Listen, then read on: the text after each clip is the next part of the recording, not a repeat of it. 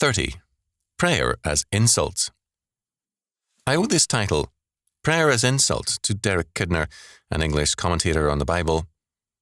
He was referring to Proverbs 28:9, "He that turneth away his ear from hearing the law, even his prayer shall be abomination." I thought of this text as I learned that an evil man asked a pastor for forgiveness, but had no interest nor concern about undoing his evil remarks and deeds. He was, in fact, continuing in them. And yet he believed that a few words in a prayer would set things right. His prayers are an insult to God. Why should God feel other than offended when this man continues to treat the 10 Commandments as though they were made to be broken?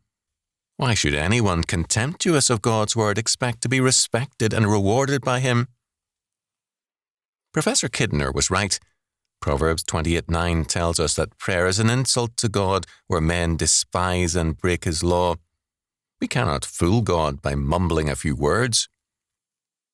Another pastor in a like situation asked the man, "So you're sorry? What about?" The man refused to admit to any specific sin, and his offence was ugly and disgusting. He simply wanted a blanket forgiveness.